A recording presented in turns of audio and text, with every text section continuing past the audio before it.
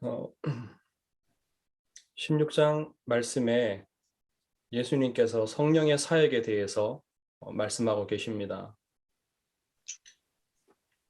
15장에서 분명히 말씀하시기를 그 성령은 보혜사 성령이라고 말씀하셨습니다.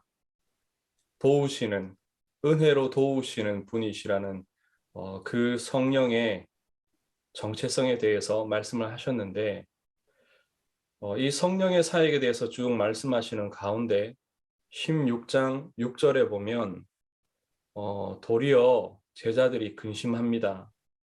왜 근심을 하냐 하면 예수님이 가신다고 하기 때문에, 예수님이 가시고 보혜사 성령을 대신 보내시겠다라는 그 말씀으로 인하여서 근심을 하는 겁니다. 제자들이 못 알아듣고 있는 거죠. 예수님이 이 땅에 왜 오셔서 무엇을 이루시고 가시는지, 그리고 성령을 보내셔서 어떻게 하나님이 그 남은 일들을 이루어 나가시는지에 대하여서, 그 성령이 왜 오시고 무슨 일을 할지에 대해서, 그래서 영적인 사실에 대해서 제자들이 전혀 알아듣지 못하고 있습니다.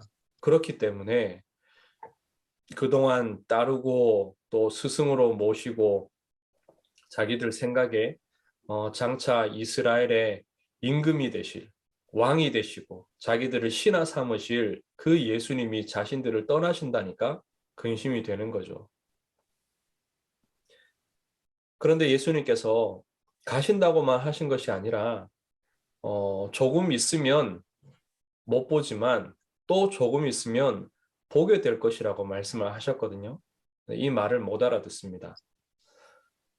그런데 이것을 진리의 성령께서 깨닫게 하실 것이라고 예수님이 15장에서 말씀을 해드렸습니다. 그리고 예수님이 가르치신 것들이 다 생각나게 하신다. 그것이 보혜사 성령께서 하시는 일이다 라고 말씀을 했습니다. 우리는 영적인 사실을 빼고는 세상에 많은 진리들을 알고 있습니다. 먹고 살아가는 법도 잘 알고요. 또 세상을 어떻게 하면 즐기고 또 재미있게 살아갈지, 어떻게 문화적으로 풍요롭게 살아갈지도 잘 압니다. 또 어떻게 하면 건강하게 살아갈 수 있는지, 어떤 운동을 해야 되고 또 어떤 음식을 먹어야 되고 또 질병을 어떻게 고칠 수 있는지, 그런 것들도 날이 갈수록 더 많이 알아가고 있습니다.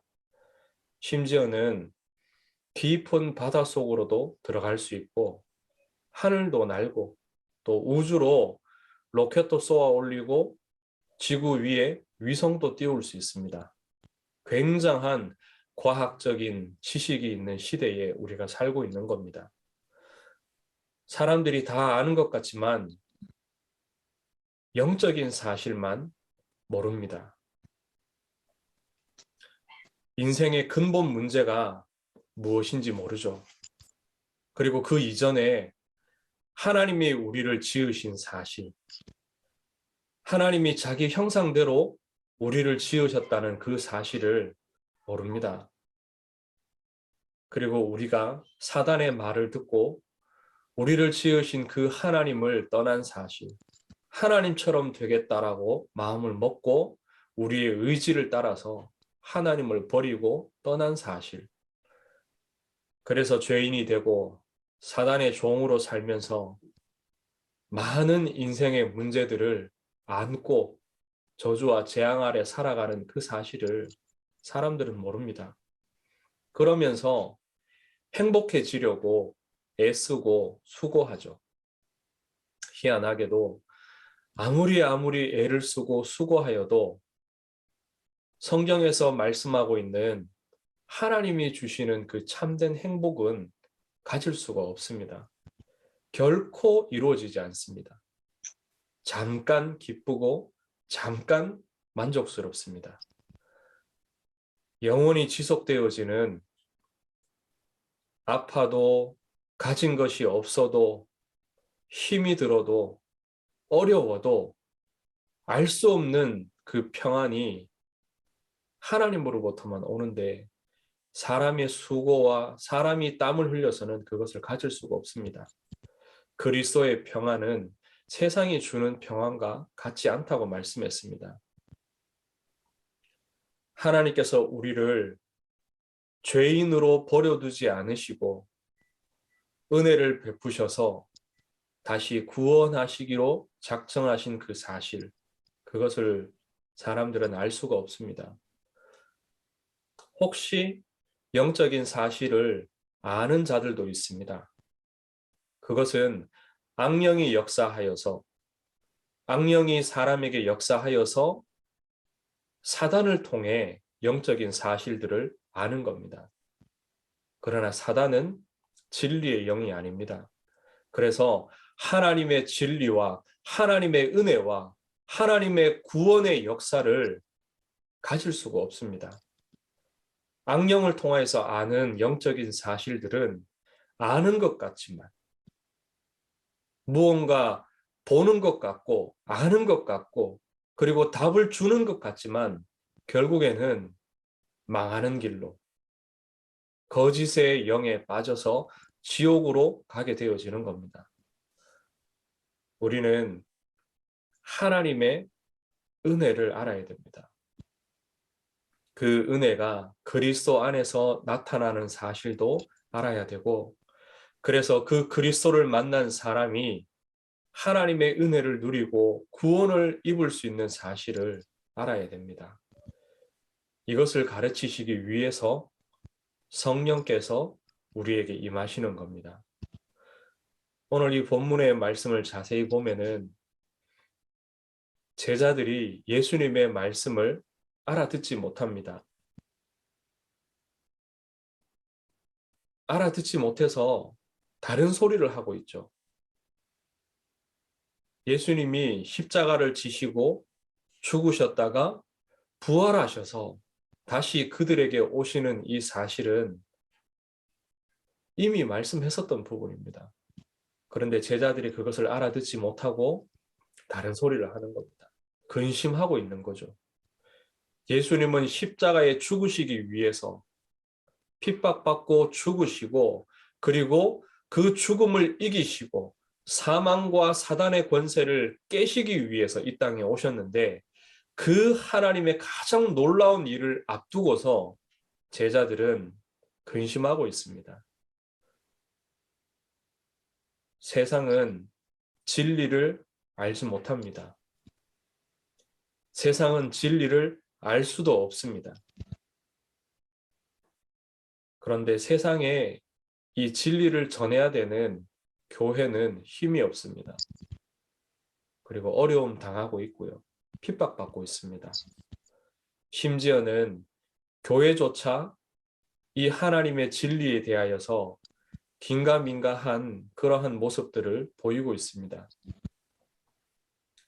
요한복음 16장에 나와 있는 딱 지금 이 제자들의 모습과 비슷하다고 볼 수 있습니다. 그런데 진리의 성령이 오실 때는 이 제자들이 바뀌었습니다. 성령의 권능을 받고서 땅끝까지 이르러 증인이 되었습니다. 성령의 역사 속에 바뀌어졌죠. 이 진리의 성령께서 지금도 일하고 계십니다. 그래서 이 성령께서 우리에게 역사하시면 됩니다. 우리는 세상의 이유를 가지고서 근심할 필요가 없습니다. 세상의 것을 가지고서 세상의 지식을 두고서 근심하고 염려하고 걱정할 이유가 전혀 없습니다. 왜냐하면 이 성령께서 진리의 영으로 우리에게 오셨기 때문에. 진리의 성령께서 왜 오셨느냐? 요한복음 15장 제일 끝을 한번 보십시오. 요한복음 15장 26절부터 또 27절에 보시면 보혜사께서 아버지께로부터 오셔서 진리의 성령으로서 무슨 일을 하시느냐?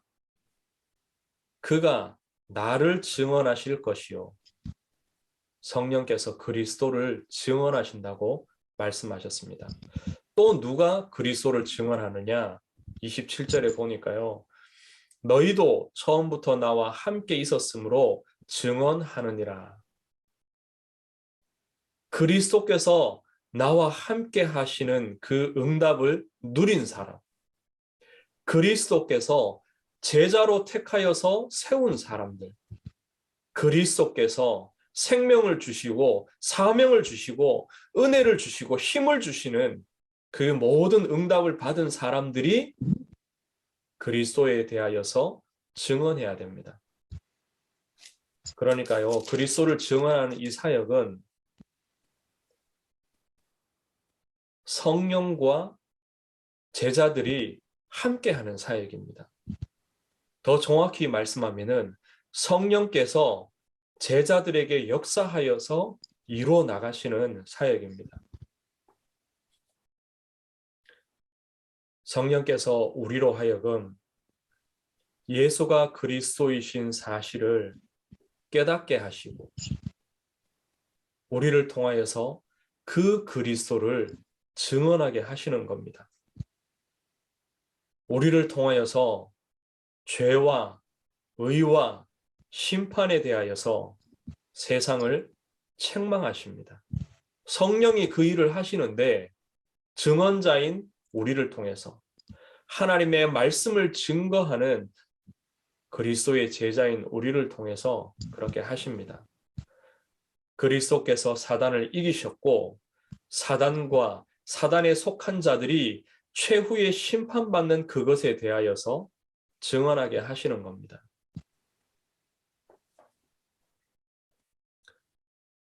제자들이 영적인 사실을 못 알아들었습니다. 예수님께서 자기들을 떠나신다고 하니까 왜 떠나시는지 이유를 모르니 근심이 되는 거죠. 예수님께서 너희가 다시 기뻐하게 되리라. 내가 다시 올 건데, 곧 올 건데 너희가 기뻐하게 되리라. 그 말씀도 못 알아듣습니다. 그리스도께서 잡히셔서 십자가 지시기 위해서 제자들을 떠납니다. 잠시. 그리고 십자가에서 죽으시고 사흘 동안 무덤 가운데 계시죠. 그런 뒤에 부활하신 그리스도께서 다시 제자들을 찾아오십니다. 그러면 20절부터 쭉 말씀을 하셨듯이 처음에는 근심하지만 금방 조금 시간이 지나면 그리스도께서 십자가의 구원 사역과 또 부활을 통하여서 사단을 이기시는 그 구원의 사역들을 이루셨기에 제자들은 더없이 기뻐할 수 있는 것입니다. 그것을 비유적으로 21절에 말씀했습니다. 여자가 해산하게 되면 그 때가 이르렀으므로 근심하나 아기를 낳으면 세상에 사람 난 기쁨으로 말미암아 그 고통을 다시 기억하지 아니하느니라. 제자들은 그리스도께서 이루실 그 영적인 사실을 알지 못했기 때문에 근심하게 되는 겁니다. 비로소 그 사실을 깨닫게 되면 기뻐하게 되는 거죠. 말씀을 맺습니다. 우리는 진리의 성령께서 우리 교회와 우리 개인 한 사람 한 사람에게 역사하시는 것을 두고서 기도해야 됩니다. 왜냐하면 24절 말씀에 기도하라고 하셨기 때문에 지금까지는 너희가 내 이름으로 아무것도 구하지 아니하였으나 구하라 그리하면 받으리니 너희 기쁨이 충만하리라. 그리스도 이름으로 구하라고 하십니다. 구하여서 받으면 기쁨이 충만하리라고 말씀하십니다. 우리가 무엇을 구해야 되겠습니까? 그리스도 이름으로 돈이 생기고 명예가 생기고 권력이 생기고 세상에서 성공하는 것을 두고서 그것을 구하고 그것을 받음으로 우리의 기쁨이 충만해지겠습니까? 24절 앞에 설명하고 있는 부분들을 우리가 자세히 보면 알 수 있습니다. 근심 이후에 기쁨이 생긴다고 말씀했습니다. 그런데 그 근심도 사실은 그 후에 일어날 기쁨을 헤아리지 못하고 깨닫지 못하니까 앞서서 생길 수 있는 근심입니다. 우리가 정말로 예수가 그리스도이신 사실과 보혜사 성령님을 통해서 우리에게 항상 함께 하시고 역사하신다는 이 사실을 우리가 정말로 깨닫고 알고 있으면 처음에 하는 그 근심도 하지 않을 수 있겠죠. 그런데 어쨌든 여자가 해산한 이후에는 사람 난 기쁨으로, 자녀를 얻은 기쁨으로 그 고통을 다시 기억할 수 없다고 말씀했습니다. 너무나도 기쁨으로 충만하여진다고 말씀했습니다. 근심하는 자에게 생기는 기쁨이 무엇입니까? 비교할 수 없는 응답입니다.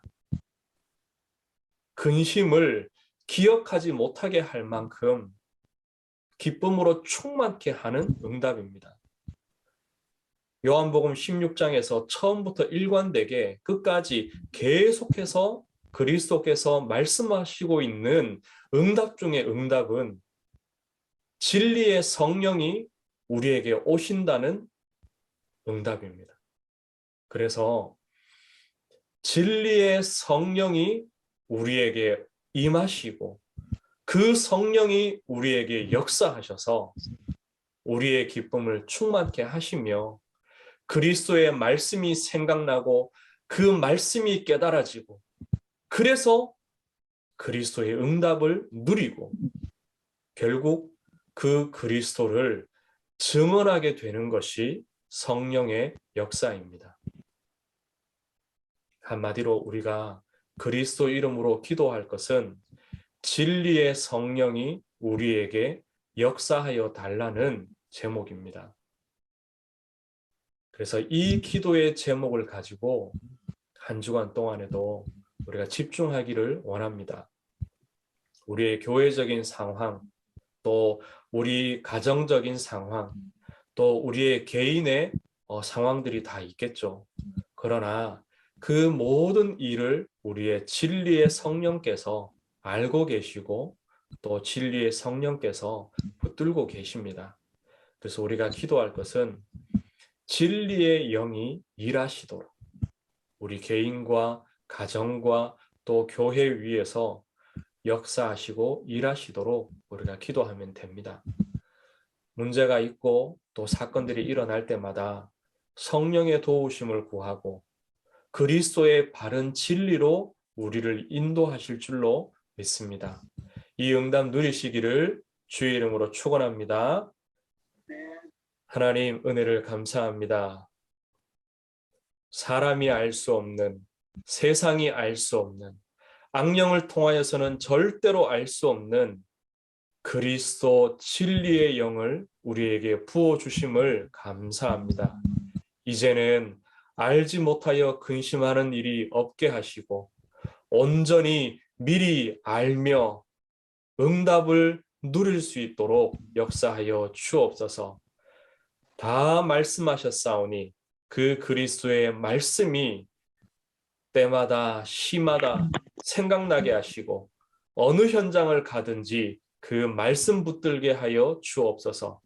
안디옥 렘넌트 교회를 통해서 이 그리스도의 진리가 모든 민족을 향하여서 증거되도록 증언되도록 성령께서 역사하여 주옵소서. 살아계신 주 예수 그리스도 이름으로 기도드립니다. 아멘.